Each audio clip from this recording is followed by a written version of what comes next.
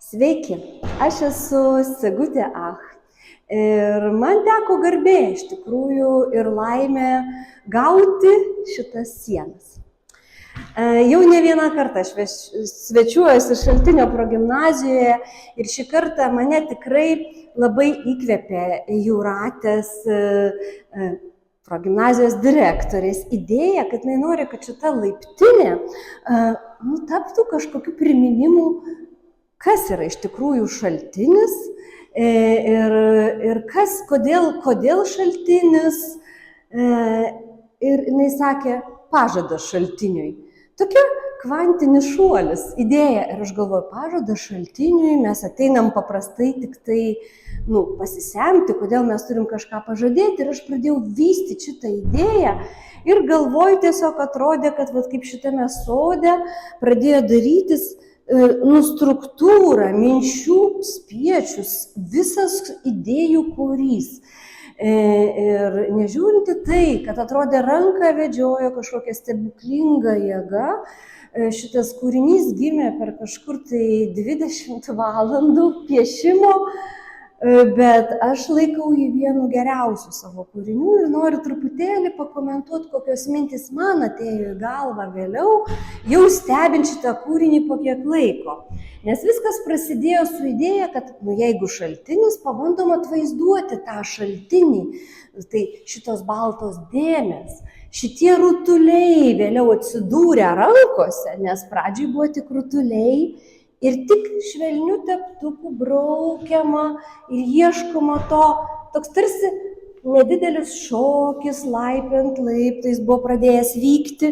Ir aš galvoju, ką tu čia darai, Sigutė, kas čia vyksta, bet leidau savo tame judėti ir po truputį tarsi pačios sienos pradėjo kalbėti apie tai, kad mes esame šaltinyje, kad šaltinis yra žinia ir tą žinią žmonėms perduoda per amžių vystydamiesi, kartais ir griūdami, kartais vėl atsikurdami, bet kaip kad ir šaltinis atsinaujina ir vėl iš naujo ateina švarus vanduo, bet reikalingas jisai ir priežiūros, ir atradimo, ir puoselėjimo, taip ir šita mokykla, kaip ir kita, bet kuri mokykla, jinai turi būti šaltiniu, kad mes perduotume tą pradžioj labai neutralią, labai baltą žinią, nenuspalvintą pradžioj jokių kontekstų.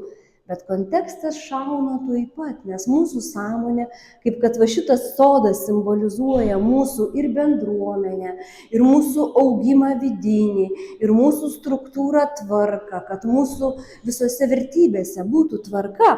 Aš pasakiau, man čia reikia sodo ir sodas atsirado, jis tiesiog jau buvo sukurtas menininkės ir jinai pasirodo jau jį turėjo. Tai ta erdvė tarsi pritraukė, pasikvietė, nes aš piešdama galvojau, man reikia sąmonės simbolio ir piešdama šituos dalykus norėjau pabrėžti, kad mūsų sąmonė yra kaip kristalas. Va jinai ir padaro pasaulį spalvotą. Ir šitoj baltoj laiptinėje, kur yra baltos, išgrynintos mintis, jau nebespalvotos, kiekvienam iš mūsų pažadins asmeninės spalvas, asmeninį santykį.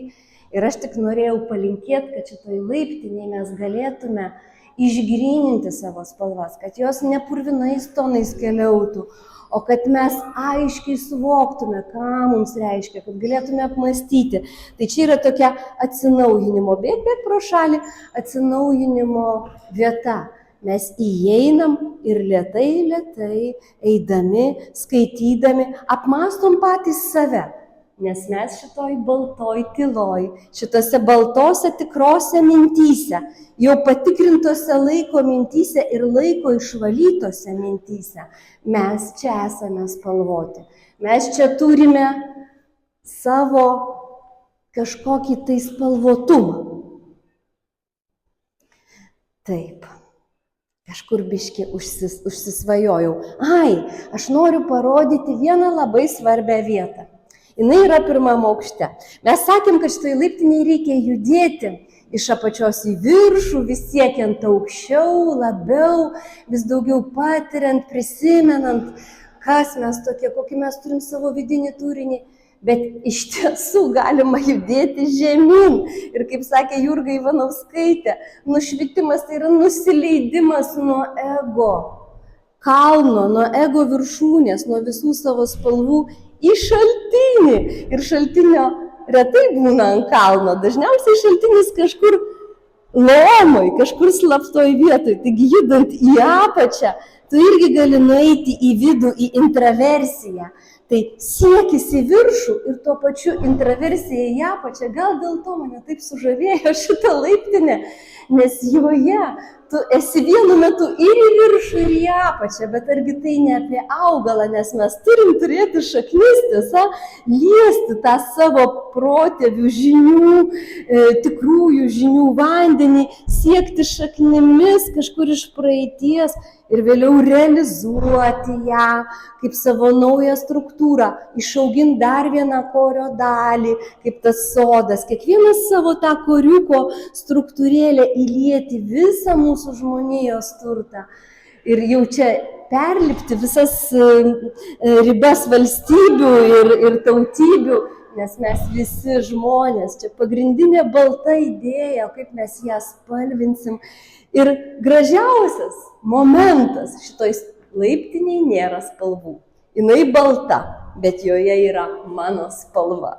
Aš rašydama, kadangi aš rašau spontaniškai, neturiu jokių juodraščių, aš padariau klaidą. Tai va, visa istorija apie klaidą. Visiškai net nežinojau, kad ją padariau. Atvažiavau po kelių savaičių, sako, mes turime vietą, kur reikia pataisyti. Ir koks buvo gražus momentas susitikti su savo perfekcionizmu. Nu taip norėjosi čia būti viską tobulai padarius, nes aš jutausi, kad viskas. Aš atlikau kūrinį, galiu po to nebepiešti. Tokia buvau laiminga ir tokia išdidi.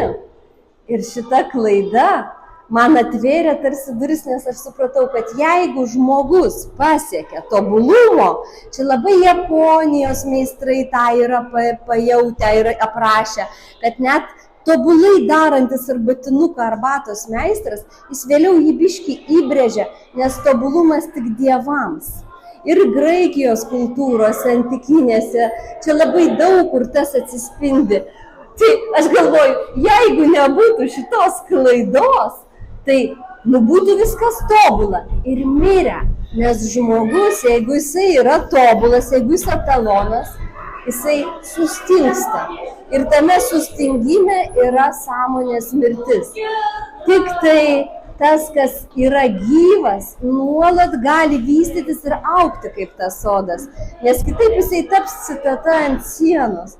Tai šita klaida mane sugrąžino gyvenimui, aš ją nupaišiau pasiūlytai, tiesiog sakė, raudonai, ištaisom kaip mokykloje, kad yra taisoma ir įdedam tą K raidę ir man šita raudona klaida tokia žaizda menininkui ant baltų sienų, bet aš dabar esu vėl gyva dėl to ir ta raudona spalva ir man atrodo, kad jeigu mes nuo baltos spalvos žiūrėtume, koks pirmas spektro atspalvis, raudona spalva. Nuo raudonos spalvos, nuo kraujo, nuo gyvybės prasideda vėl. Tai va čia aš tarsi tą laiptinę padarius viską pabaigiau ir su šita raudona vieta aš pradedu vėl. Tai va tokia, sakyčiau, dovana man pačiai kaip menininkui.